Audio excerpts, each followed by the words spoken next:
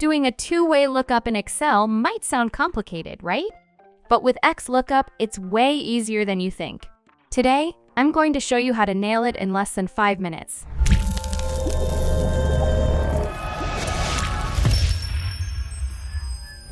Hi there! Welcome to Productivity Land, the channel where you learn Excel without dying of boredom. Today, we're diving into how to use XLOOKUP to do two-way lookups. The best way to learn Excel is by practicing. So if you want to follow along, there's a link in the description where you can download the practice sheet I'll be using. Now let's get started. Imagine you're working at Amazon, and you need to analyze sales data for different countries across various quarters. You have a table where the countries are listed in rows. The quarters are labeled in columns and the sales numbers are in the cells between. Your boss is asking you to quickly find the sales for Mexico in Q3. First, let me show you the finished formula so you can understand the logic behind it. Once you see how it works, building it will be a breeze. Here's the formula. This formula works by finding an intersection in the table. First, it tells Excel to find the row for Mexico in the country column, A2 to A6. Then, inside that search, it nests another XLOOKUP to find the column for Q3 in the top row, B1 to E1.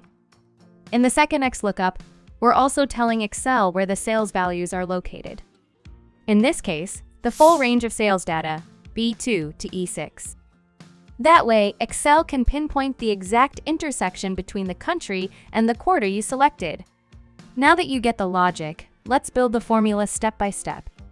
Start by typing equals XLOOKUP in the cell where you want the result to appear.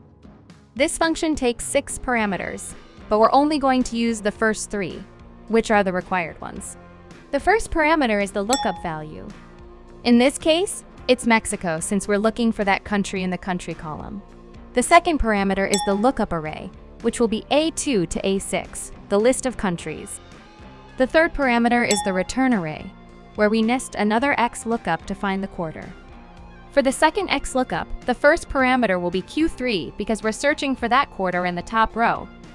The second parameter is the lookup array, which is B1 to E1, the quarters. The third parameter is the return array, which is B2 to E6, the range of sales values we want to pull data from. Hit enter and Excel will return 9,000, which are the sales for Mexico in Q3. Now, just to check that everything is working correctly, let's change the lookup values. This time, we'll find the sales for Canada in Q2. Update the formula with Canada and Q2, and Excel will return 9,500. Working perfectly, right?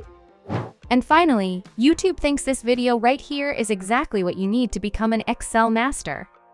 Click it, or you'll be stuck manually searching for data forever. See you there.